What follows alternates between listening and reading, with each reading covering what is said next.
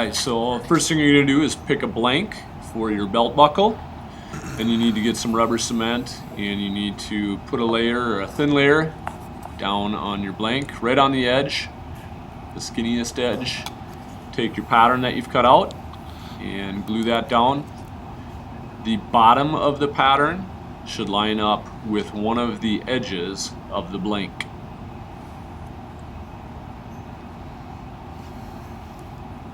Next, you're going to go over to a vise and you're going to want to open up the vise so that the belt buckle will just fit in. You want to place it in so that it is actually upside down, so that the pattern itself maybe looks like a smiley face. And you should just barely put the block into the vise and tighten it down extra tight. And you're going to get a wood rasp. This is a half round. On this side, you're actually going to use the rounded side of the wood rasp. And I start out taking small cuts, and then as I get things started, I'll go with a longer stroke. So here comes the longer strokes. Just remove more material faster.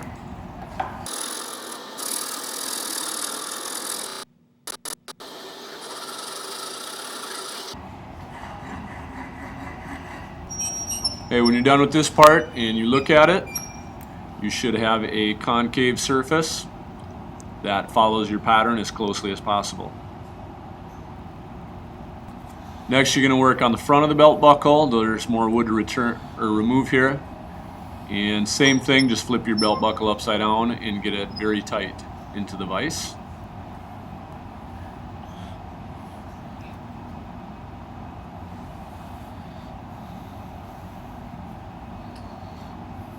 This time with your wood rasp, you're not going to use the round side, you're going to use the flat side.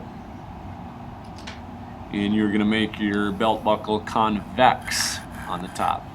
Again, I always start out with short strokes until I get things going.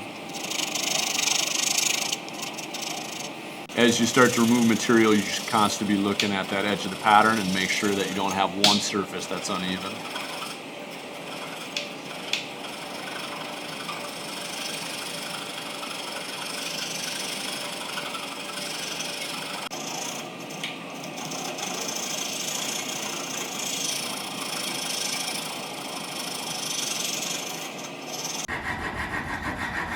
Most of the time I am filing against the grain. Occasionally I'll change my angle just to try to get my shape and go with the grain direction. The material doesn't come off as fast now, but it's also not tearing the grain.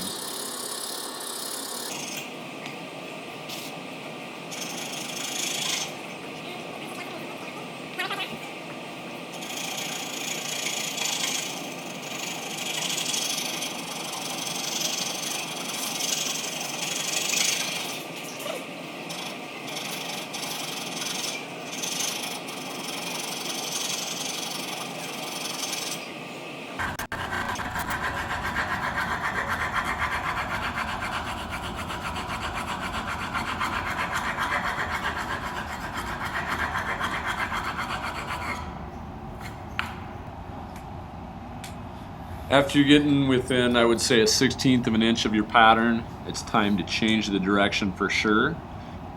In a moment here, I'm going to start filing in the same direction that the grain of the wood is going, so that I take out any deep gouges. This is how I get my final shape before I sand.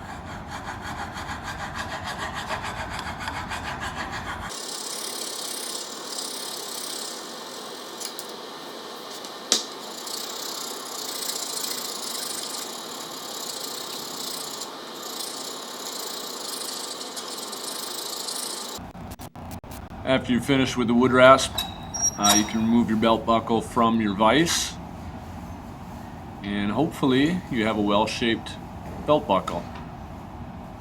Next, you're going to cut out the top profile.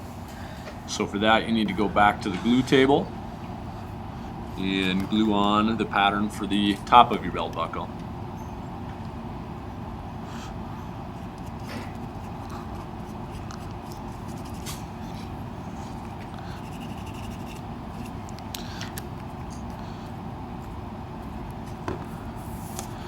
try your best when you glue it down to get it centered on your piece of wood.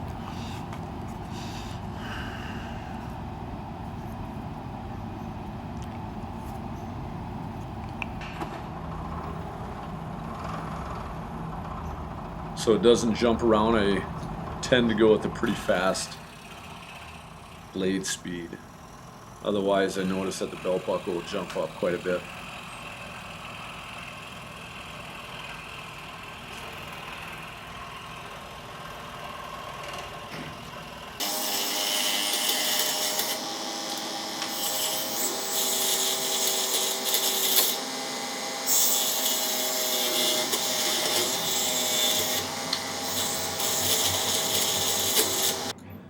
Hey, after your shaping is done, you pull off all your patterns. Your other piece probably got cut off. You got 2 sanding papers, you got 80 and you got 150. Start out with the 80 grit. Make sure your sanding always happens in the grain direction, never across. After you're completely done with 80 grit, then you move on to the 150. Alright, now it's time to fasten your buckle on. I like the Loctite glue. I forget what these are called. I think it's like a square ring. And this is the buckle fastener. You want to turn your belt buckle upside down. Placement, I usually have the square ring somewhere towards the center of the buckle and the hook all the way over to an edge. As far as gluing goes, you're going to want to have some glue around basically the circular part of the actual buckle fastener. Real thin bead. It does dry clear, so if you get a little squirting out the sides, it's not really a big deal. I also do a line of glue along this outside edge, so kind of watch closely, make sure you get yours in the same spot.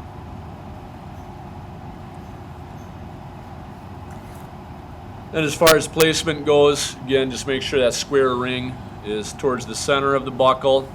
You can slide around a little bit. Try to remember this is the back side of your buckle. If you get a little bit of glue spillage, I try not to let it bother me. And then just push it down hard. Dry times are going to be 30 minutes to set up, and it's going to take 24 hours to fully cure. So you got a little bit of wait. Alright, so for finishing, I just took a wire and I made a hook. And that hook would come just through your belt buckle like this. I like to hang it here while I paint. And I'm going to use a can of polyurethane on it. Be sure that you shake your can up for about a minute before you actually start spraying.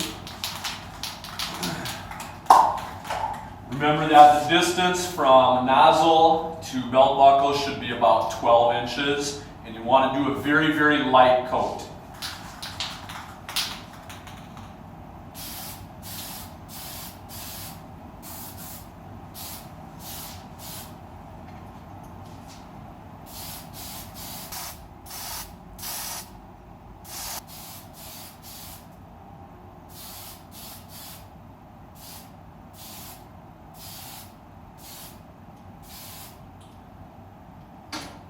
That's it. All right, so recoat times for painting. You got to wait 1 hour, so it probably means you're going to come back the next day and paint it. 2 to 3 coats is what I generally try for, and when I'm all done, I take some 220 grit sandpaper and then give it its final sand down. All right, so this is a finished buckle. Sorry for being a creeper and giving you a close-up of my belt area.